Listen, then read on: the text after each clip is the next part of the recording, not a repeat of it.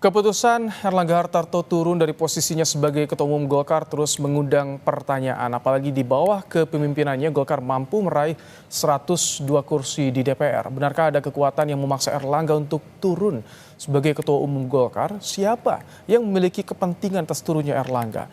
Benarkah ada peran Presiden Jokowi di balik mundurnya Erlangga?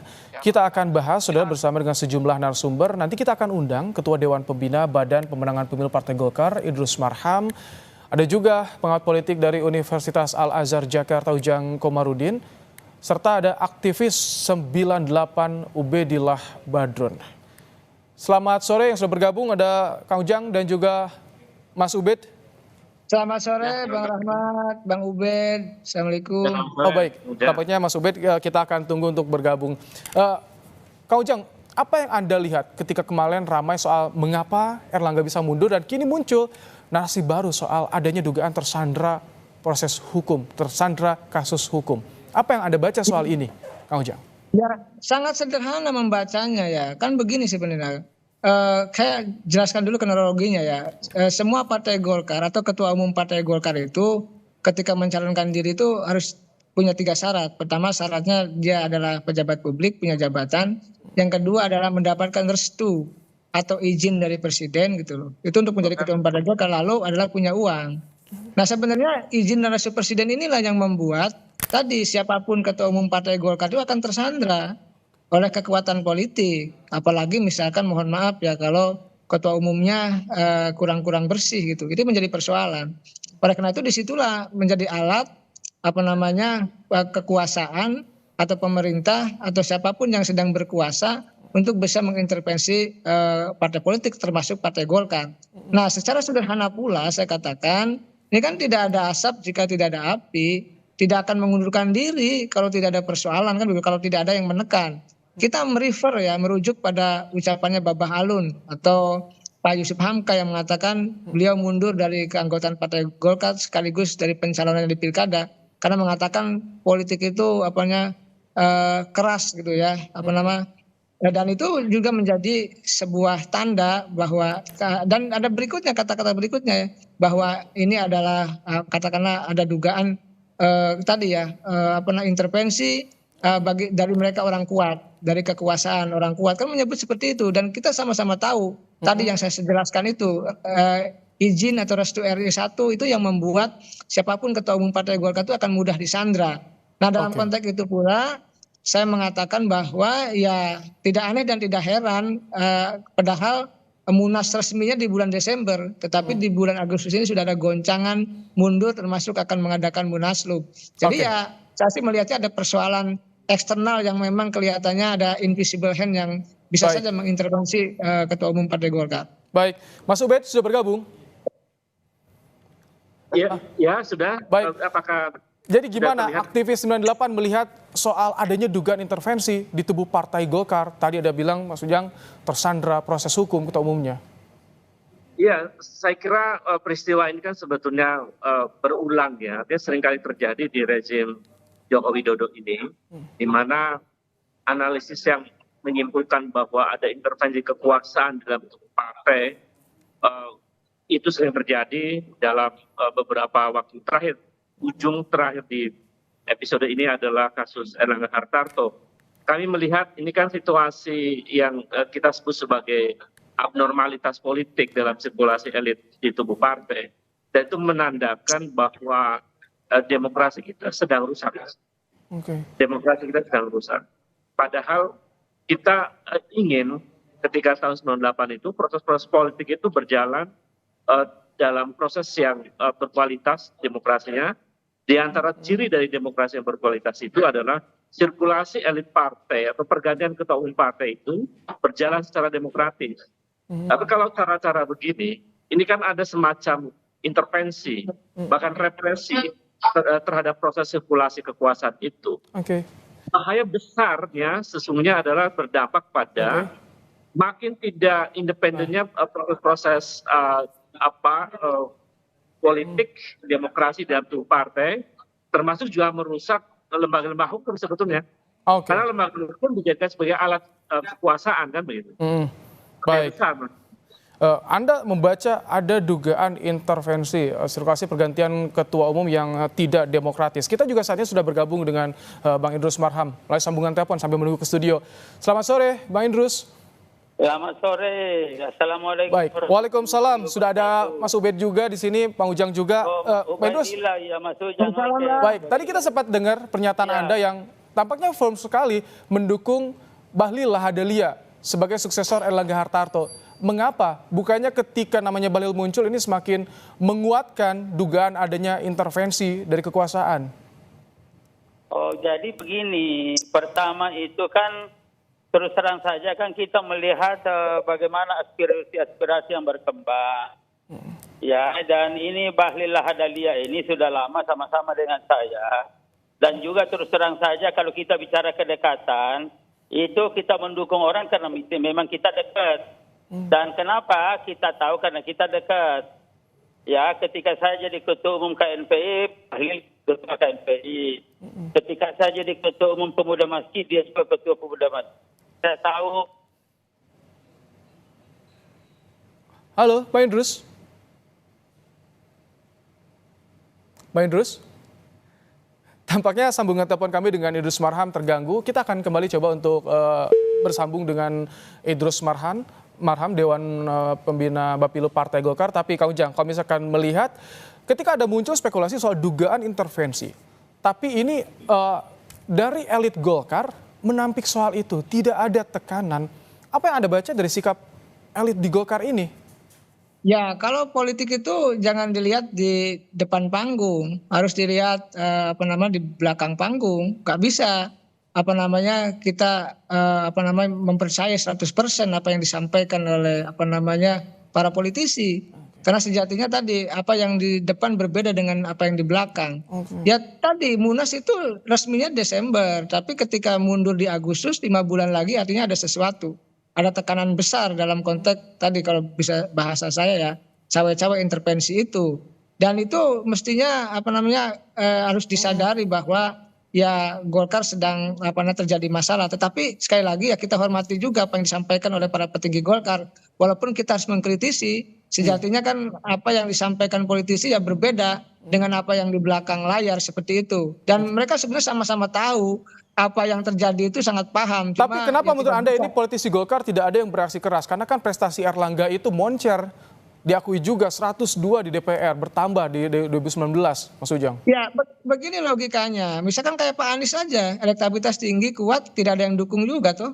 Nah ini sama juga, walaupun berprestasi, bertambah suaranya, memimpin Golkar bagus, ketika berseberangan dengan pihak kekuasaan ya pasti akan diganti kan itu. Itu yang menjadi persoalan kalau saya melihatnya titik poinnya di situ. Mas Ubed, sebetulnya indikasi apa sih yang Anda baca soal dugaan pengaruh kekuasaan intervensi agar ini tidak hanya jadi asumsi tapi yang berdasar kuat. Tapi nanti dijawabnya usai jeda ya Mas Ubed, Mas Ujang, dan kita juga menunggu kehadiran Bang Idrus Marham di Studio Kompas TV. Halo Kompas Petang, soal dugaan ada intervensi kekuasaan di balik mundurnya Erlangga Hartarto kembali kita akan lanjutkan, dan di Studio Kompas TV saat ini saudara sudah hadir Ketua Dewan Pembina Bapilu Partai Golkar Idrus Marham. Selamat datang di studio Bang Idrus. Ya, makasih. Assalamualaikum warahmatullahi wabarakatuh. Waalaikumsalam. Tadi juga sudah bergabung Kang Ujang Komarudin dan juga Mas Ubedillah Badrun masih bersama kami tentunya. Bang Idrus tadi belum dijawab tuntas nih. Ya. Mengapa firm sekali menyebutkan nama Bahlil sebagai sosok calon ketua umum? Ini bukannya menguatkan, nanti dikhawatirkan menguatkan dugaan intervensi kekuasaan. Oh ya, saya itu boleh saja, tetapi saya kan juga punya pemahaman ya, dan pemahaman saya itu berdasarkan pada kedekatan saya dengan Bahlil juga. Ya, bahkan kalau mau jujur, sejak awal belum ramai saya sudah menyampaikan bahwa Bahlil ini adalah memiliki proyeksi untuk menjadi pemimpin Partai Golkar ke depan. Ya, pada waktu itu, dan bahkan jauh-jauh sebelumnya saya sudah mengatakan, nah peluangnya itu sangat memungkinkan karena Bahlil ini adalah lahir dari bawah. Jadi pertama, tapi kalau dari ADART-nya bagaimana? Karena bukan pengurus DPP. Apakah jadi DPD? Begini, itu yang saya katakan tadi. Ini Bahlil ini selalu diuntungkan karena menjadi bahan pembahasan. Salah satu diantaranya menyoroti tentang persyaratan itu adalah Ketua Dewan Pakar, Pak Agung Laksono, yang mengatakan bahwa Bahlil tidak memenuhi persyaratan. Nah, atas dasar tanggapan Pak Agung Laksono itu, maka saya merasa terpanggil secara organisatoris, secara moral, ya, untuk memberikan penjelasan. Kenapa? Karena pada saat Bahlil menjadi pengurus, menjadi bendahara DPD 1 Partai Golkar Provinsi Papua, kebetulan pada waktu itu saya yang tanda tangani selaku sekjen dan Abu Rizal Bakri tahun 2009. Sehingga karena memang ada persyaratan di dalam ADART bahwa untuk menjadi ketua umum yang bersangkutan minimal pernah menjadi pengurus satu periode di tingkat DPP dan atau satu tingkat di bawahnya, yaitu DPD 1. Untuk syarat itu masuk berarti itu, ya? Pak, untuk syarat itu masuk. Nah, sebagai akibat daripada ini, Mas Ibrahim, ini ada barokahnya kepada Bahlil. Kenapa? Karena menguat dari DPD 1 ya, bahwa justru kami dekat dengan Bahlil dan kami menginginkan justru orang-orang yang seperti Bahlil lah yang harus muncul. Apakah seperti Bahlil ini karena ada kedekatan dengan penguasa, dengan Jokowi? Ya, saya kira kalaupun ada kedekatan mungkin karena menteri, tapi tidak dalam kedekatan desain bagaimana menjadi ketua umum Partai Golkar ke depan. Tetapi ini semua karena dibahas, maka tentu menjadi satu tema senter di Partai Golkar, dan karena semakin dibahas semakin memperkuat posisi Bahlil. Ini menarik ketika gonjang-ganjing soal ada dugaan intervensi di balik mundurnya Ketua Umum Partai Golkar, Mas Ubed, elit Golkar menyebut nama Bahlil Lahadalia nih. Bagaimana Anda melihat soal sikap atau soal pandangan seperti ini, Mas Ubed? Ya, saya kira data kan kita mengambil kesimpulan itu berdasarkan peristiwa empirik ya, bahwa ada peristiwa empirik yang kita lihat bersama sebelum peristiwa mundurnya Erlangga Hartarto. Di antaranya pertemuan Bahlil Lahadalia bersama dengan Jokowi misalnya. Pertemuan mereka yang begitu intens saya kira. Kemudian pertemuan Bahlil dengan Yusuf Kala misalnya.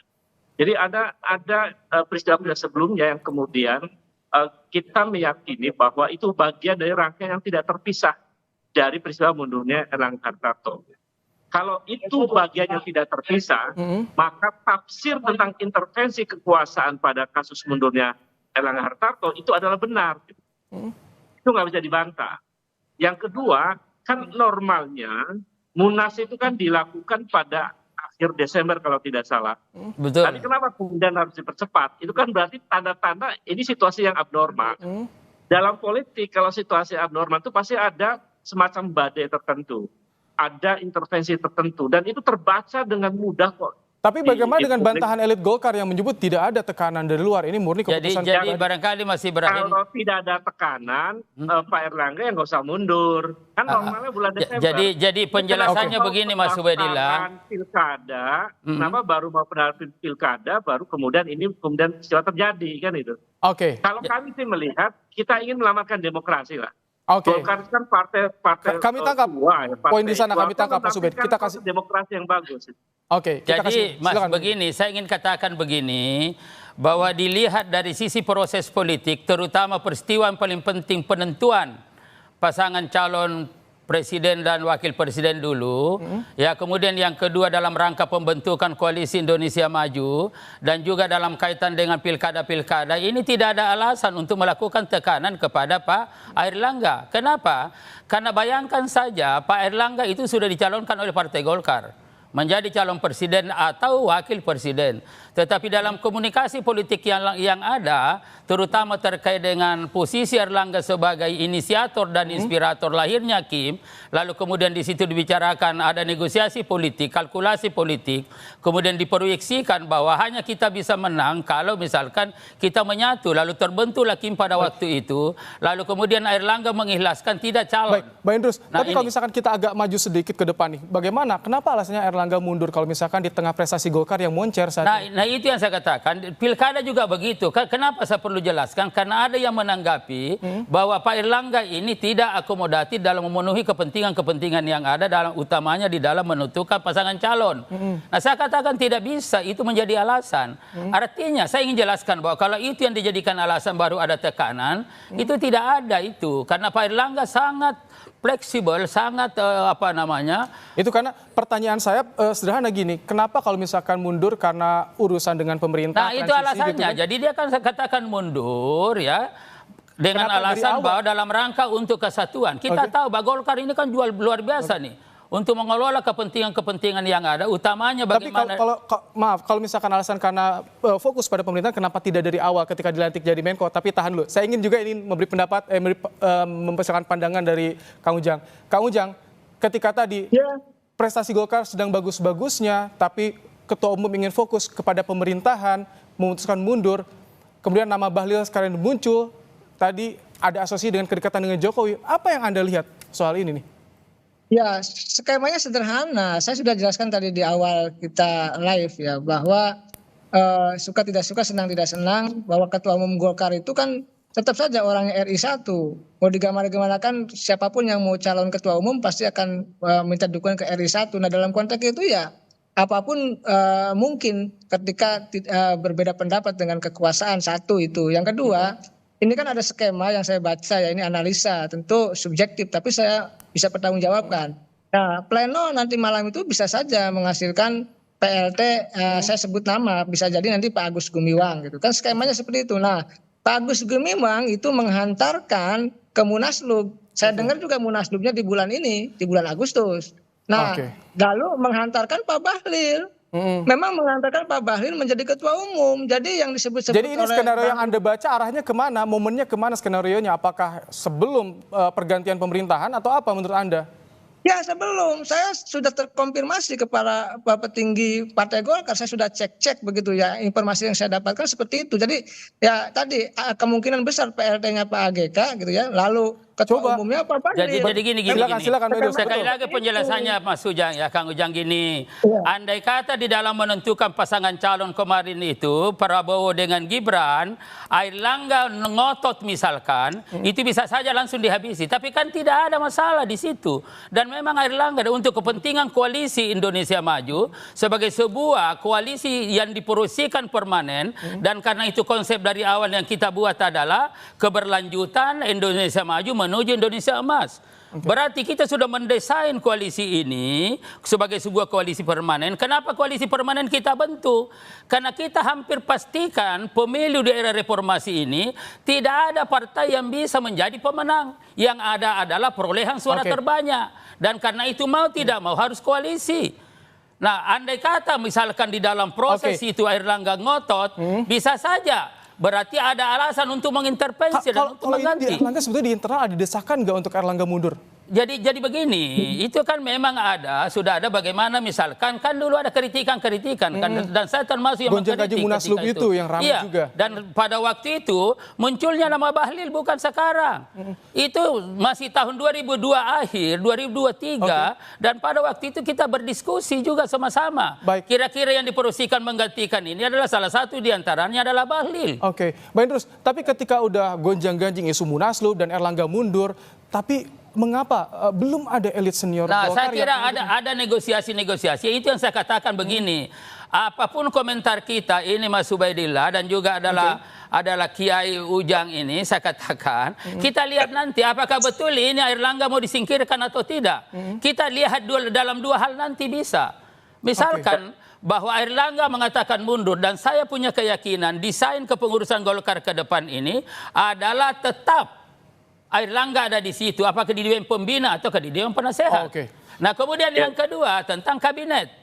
Kabinet saya punya keyakinan dan pembicaraan dengan Bahlil menjadi ketua umum pasti tetap ya Airlangga akan diakomodasi dalam kabinet yang akan datang, sehingga keberadaan Airlangga baik di dalam kepengurusan Golkar, apakah sebagai Dewan Pembina atau Dewan Penasehat, kalau seandainya tidak ada Airlangga di situ. Ini belum waktunya untuk kampanye Bahlil ya, ini belum waktunya untuk kampanye Bahlil. Belum, betul. Tapi ada gambaran dan kita tunggu nanti pleno nanti malam di Golkar. Saya ingin ke Mas Ubed. Mas Ubed, yang menurut Anda lihat apa dampaknya jika partai politik ini tidak peka, tidak bisa bersuara soal dengan adanya dugaan intervensi seperti ini ya. Tentu banyak sekali publik yang membaca ke arah sini, Mas Ubed.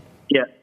Jadi sebenarnya tanda intervensi itu tidak hanya kemudian Erlangga berseberangan dengan kekuasaan, tetapi juga tanda intervensi itu adalah ketika nama Bahlil Lahadaela sebagai calon ketua umum Golkar, yang pada saat yang sama Bahlil Lahadaela adalah menteri kesayangannya Pak Joko Widodo. Gitu.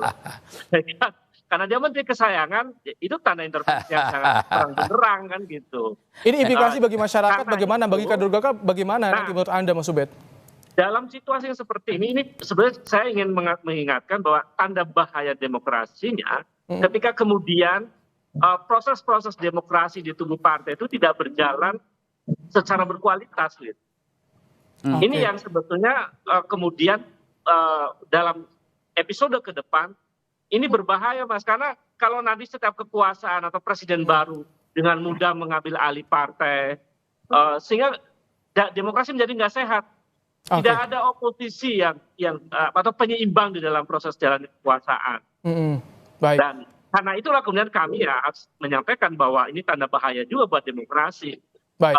Selain tanda bahaya sebelumnya yang sudah dilakukan oleh pemerintahan Joko Widodo. Ya. Baik.